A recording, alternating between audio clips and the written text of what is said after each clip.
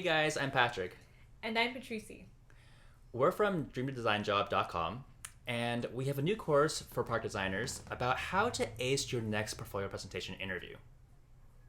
In the full course, we'll be going over different frameworks and examples of successful presentations. But here is a soundbite of common pitfalls that Patrick and I see in design interviews. Enjoy! Hi, so now that you have learned how to structure a compelling story for your portfolio presentation, let's review some common pitfalls that can happen as we continue to build the story.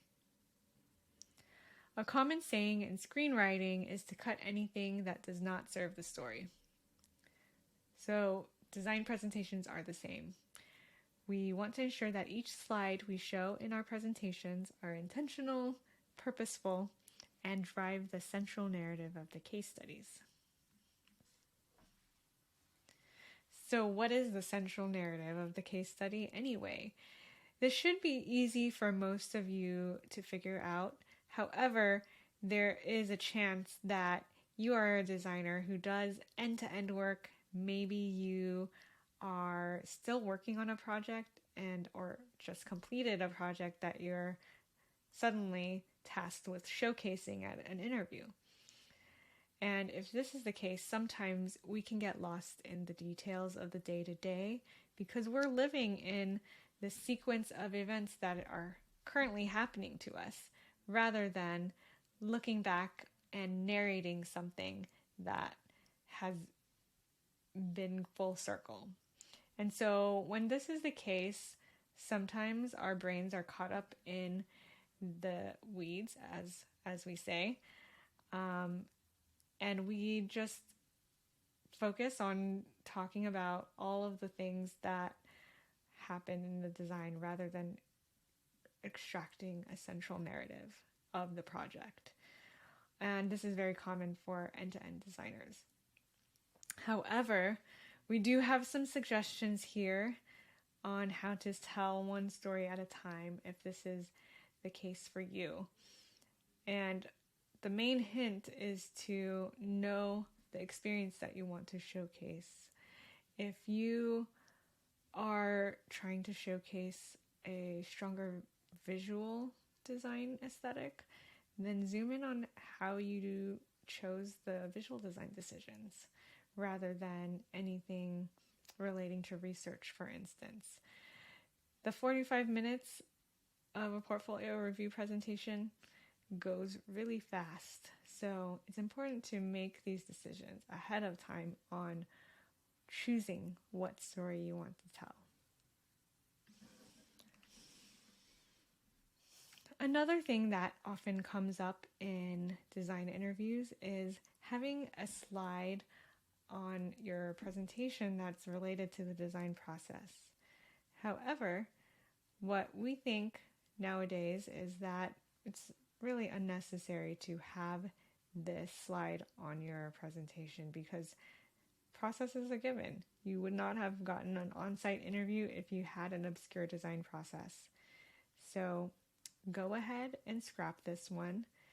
This is not very different or very unique than any other designer that has come through to interview. So therefore, it does not serve your particular story, and you can get rid of it. Another pitfall that happens in presentation is having too many user research slides. We're not saying totally delete having user research in your slides. We're just saying that there's a different way to present this. And so just like I was saying earlier about how designers can get stuck in the weeds of the details of the day-to-day, this happens because we want to show our work.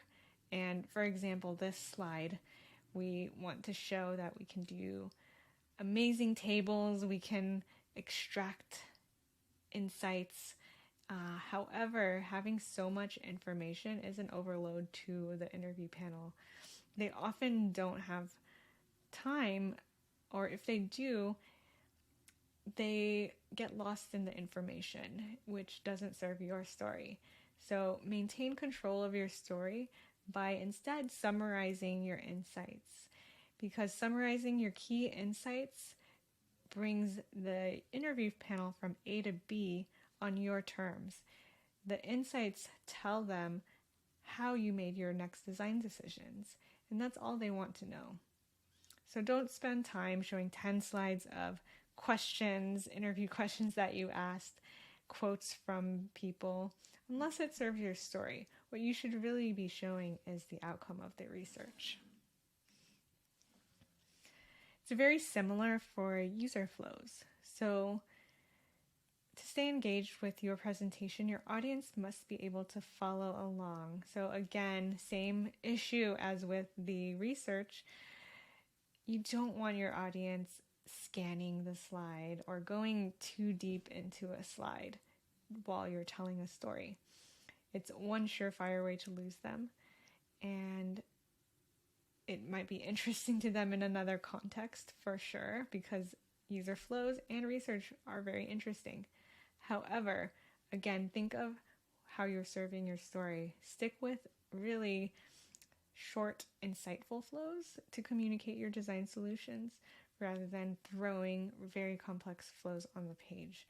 Unless, of course, they ask for it or you're a service designer. Maybe you need to present something like this.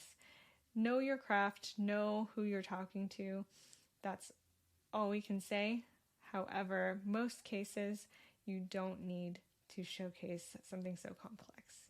In worst case scenario, if you're not really sure, have them on hand in case you're inquired about it. And now for the takeaway slide.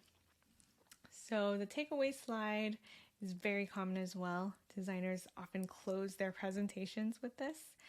And they often say things like, I wish I'd spent more time on X. I wish I knew that Y is very important.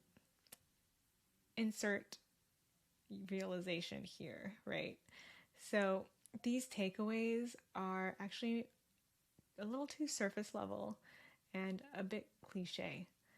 So what we want to do when we end our presentations is drive interest through depth and honesty. So inspiring a discussion that feels like it could continue past your case study is a good sign for the interview panel that you have piqued their interest. So imagine the designer who invented the gun.